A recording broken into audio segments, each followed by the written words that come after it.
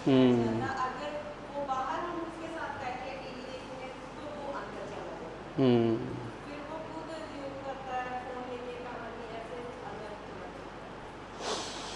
देखिए इसमें क्या है, हालांकि मेरे लिए लिमिटेशन ये आएगी क्योंकि हर बच्चा अलग है, तो मैं हर बच्चे को अलग तरीके से ही कुछ प्लान बता पाऊंगा या चीज़ें समझा पाऊंगा, लेकिन जितनी आप मुझे बात बोल रहे हैं उसके हिसाब से जेनरिक इन्फॉर्मेशन क्या है मैं वो बता देता हूँ। इसमें 2-3 चीज़ें हैं जो मुझे आपके शब्द समझ आए।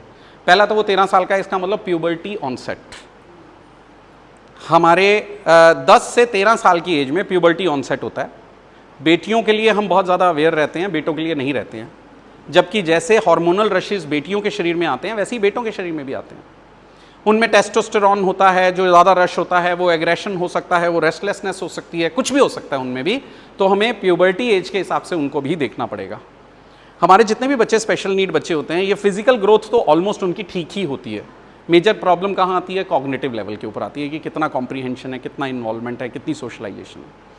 फिजिकल ग्रोथ के हिसाब से भी उस बच्चे को कुछ कंपनी चाहिए, कुछ सिस्टम चाहिए, कुछ सर्कल चाहिए, और ख़ास तौर से जो बच्चे 13-17 साल की एज में हैं, ये ग्रुप बहुत मैटर करता है।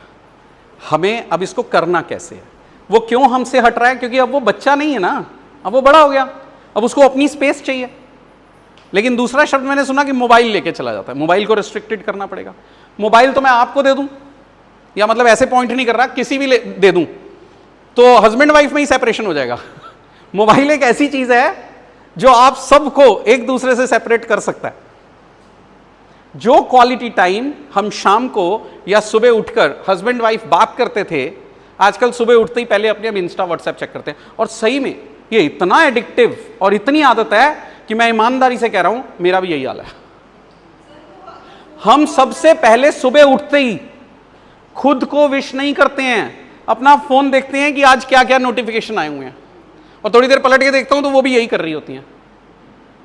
और फिर हम बोलते हैं, वो हमने अपनी बात बना ली हुई है तो हम कहते हैं चिपक गई उंगली, चिपक गई, चिपक गई।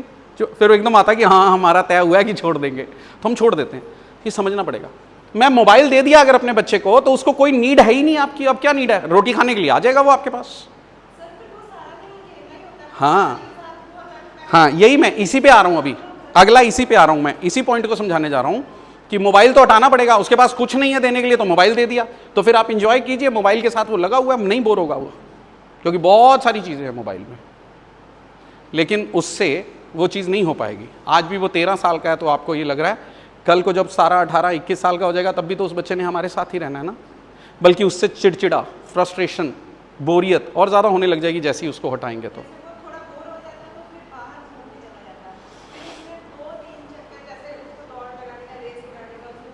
देखिए आइडियली इसके लिए जो मैं देता हूँ आपको जो प्लान, वो ये है कि बच्चे का एक सोशलाइजेशन चार्ट बनाइए। ये सब्जेक्ट टू बच्चा डिपेंड करता है, सबके ऊपर नहीं एप्लीकेबल हो सकता, लेकिन मेरा एक सजेशन है, वो रखिए, एक बार ट्राई कीजिए और फिर देखिए। सबसे पहला चीज़, जैसे हम एक डाइट चार्ट बनाते हैं ना कि सोमवार को ये, मंगलवार को ये, लंच में ये, ब्रेकफास्ट में ये, ऐसे ही एक सोशलाइजेशन का टाइम चार्ट बनाइए। अब वो टाइम चार्ट कैसे बनेगा? मंडे ट्यूसडे वेडनेसडे करके, मान लीजिए एक एग्जांपल दे रहा हूँ कि मंडे को मुझे इस बच्चे को एक रेस्टोरेंट लेकर जाना है, सपोज। ट्यूसडे को मुझे एक ग्रोसरी स्टोर, ये डी मार्ट, मेट्रो, इसमें लेकर जाना है। बुधवार को मुझे एक मॉल में लेकर जाना है, कभी एमबीडी में, कभी दूसरे में, कभी तीसरे में। चौथे में मुझे इसे एक प्ले जोन या पार्क में लेकर जाना है वीरवार को। शुक्रवार को मुझे एक रिश्तेदार या फ्रेंड के घर लेकर जाना है। शनिवार को कहीं मंदिर, चर्च या किसी भी रिलीजियस प्लेस। लाइकवाइज ये आप अपनी सहूलियत से बनाइए। इसे हम बोलते हैं सोशलाइजेशन टाइम टेबल। ये मैंने चीज़ कॉइन की, मैंने बहुत सारे पेरेंट्स को दी, मेरे वो पेरेंट्स बहुत अच्छा फीडबैक दे रहे हैं। अब इसमें होता क्या है, इसके लॉजिक समझिए। एक फिक्स टाइम, मान लीजिए शाम को 5 से 6:30 बजे, सपोज। पहले तो 5 बजे जाना है, ये बच्चे को पता चलता है, वो 4-4:30 बजे शुरू होना शुरू हो जाता है। फिर वहाँ से जाएगा, मान लो 5 बज गए, आपने चलो आज क्या है, मंडे है, आज कौन सा डे है, रेस्टोरेंट डे है, ठीक है चले जाइए रेस्टोरेंट में। अगले मंडे भी रेस्टोरेंट में जाना है, लेकिन दूसरे रेस्टोरेंट में। तीसरे मंडे तीसरे रेस्टोरेंट में, मतलब वैरायटी देनी है, फिक्सेशन नहीं चाहिए। मंडे को रेस्टोरेंट में जाना है ये समझ आता है, लेकिन एक ही रेस्टोरेंट में जाना है ये नहीं समझ आता। ट्यूसडे को ग्रोसरी स्टोर में जाना है, तो अगले ट्यूसडे दूसरे में, अगले ट्यूसडे तीसरे में, वैरायटी कर दो। इससे क्या होगा? इससे एक तो उसको नयापन मिलेगा, हर रोज हर रोज उसको कुछ नयापन मिल रहा है। दूसरा, उसको एक स्ट्रक्चर मिल रहा है, स्ट्रक्चर ब्रेन के अंदर सर्किट्स बनाने में हेल्प करते हैं। तीसरा, उसको एक्सप्लोरेशन मिल रही है। एक्सप्लोरेशन का मतलब क्या हुआ कि वो अलग अलग तरीके की चीजों को देख रहा है। एक्सप्लोरेशन से चौथी चीज क्या होती है? एडेप्टेबिलिटी, मतलब मैं कंफर्टेबल हो जाता हूं डिफरेंट सेटिंग्स में। इसके मल्टीपल बेनिफिट्स हैं।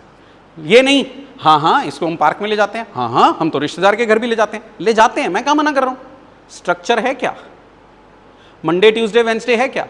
5 से 6:30 बजे तक है क्या? कोई भी चीज जब हम एक डिसिप्लिन से करते हैं तब उसका रिजल्ट आता है। और ये रिजल्ट इमीडिएटली नहीं आ जाएगा, 4 महीने 6 महीने करना पड़ेगा इसका रिजल्ट, क्योंकि तब तक वो सर्किट्स बनने शुरू होंगे। और ये चीजें जब एक बार होनी शुरू हो जाएंगी तो आप जब इसका फायदा देखेंगे तो अपने आप मोटिवेटेड फील करेंगे। इट्स नॉट अबाउट कि जस्ट पैसे दे दिए, थेरेपी दे दी, मेरा बच्चा ठीक हो जाएगा, नहीं होगा।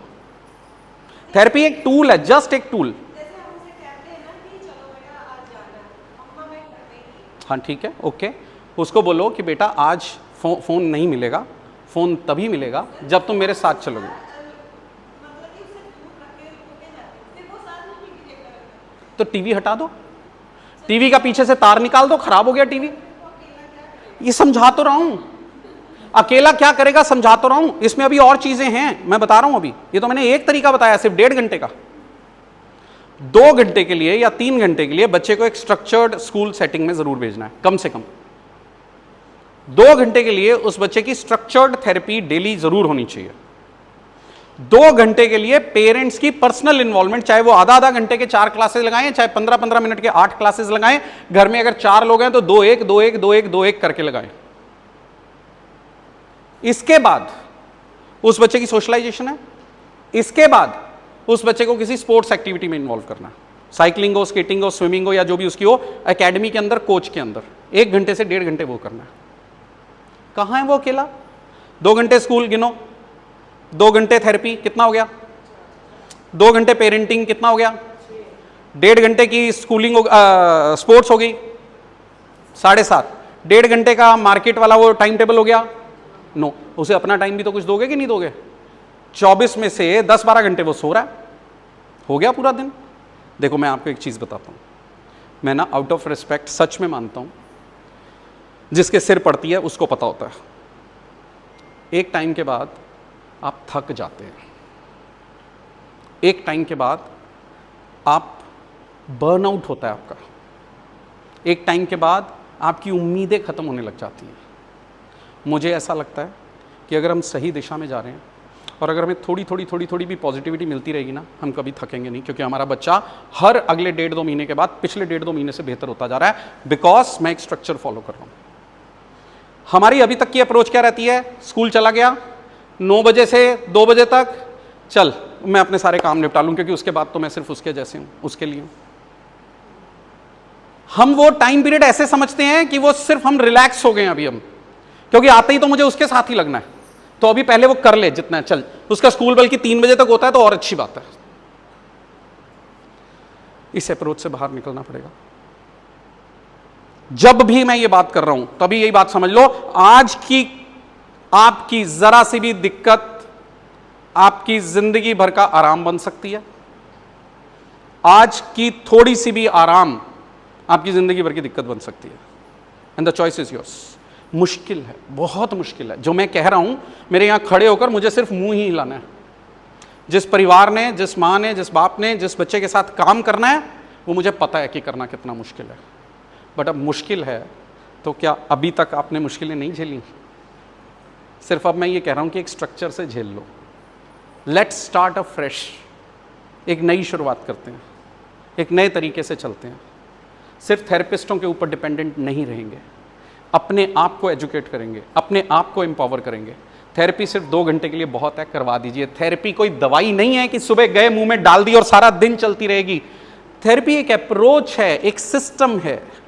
वो सिस्टम आप लोग सीखिए, वो सिस्टम आप लोग घर पे चलाइए, क्योंकि मैक्सिमम समय बच्चा घर पे रहता है। ये क्या, वहां जाता है ये ABC लिख लेता है, वहां जाता है ये डॉट टू डॉट कर लेता है, नहीं चलेगा। वो एक स्ट्रक्चर है।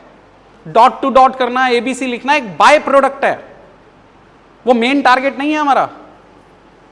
इसको इस तरीके से लेकर चलना पड़ेगा। सो एक स्ट्रक्चर बनाइए, बहुत मुश्किल है आई नो, लेकिन जितना मैंने बोला है उसके हिसाब से ही सोच लीजिए कि आपको 9 घंटे का तो एक रफ एस्टिमेशन मैंने दे ही दिया, और ये जरूरी नहीं कि आपने इसी हिसाब से चलना है। अपनी फ्लेक्सिबिलिटी लगाइए, अपनी क्रिएटिविटी लगाइए, हो जाएगा। कीजिए तो सही, एक बार दोबारा करना पड़ेगा, एक बार नए सिरे से करना पड़ेगा, और फिर देखना पड़ेगा कि ये कोई मोटिवेशनल स्पीच नहीं है, ये सच्चाई है, ये हकीकत है, करना ही पड़ेगा, हमारे पास और कोई ऑप्शन है नहीं। मेरा बच्चा और बड़ा होता जाएगा, और दिक्कतें बढ़ती जाएंगी, बिहेवियरल इश्यूज और आ जाएंगे, ईश्वर करे आप हमेशा उसके साथ रहें, लेकिन ये सच नहीं है। इसलिए आप अभी जितना कर सकते हैं, आई नो आपने बहुत कुछ किया है, नहीं किया होता तो आज 8, 10, 12 साल, 15 साल, 17 साल में कहां मेरे से आप बात कर रहे होते, क्यों यहां आए होते। I know, I respect that, but बहुत कुछ किया है, बहुत कुछ करना है और करना है, ठीक है। सो इसको थोड़ा स्ट्रक्चर बनाइए, मुझे लगता है कि हो जाएगा।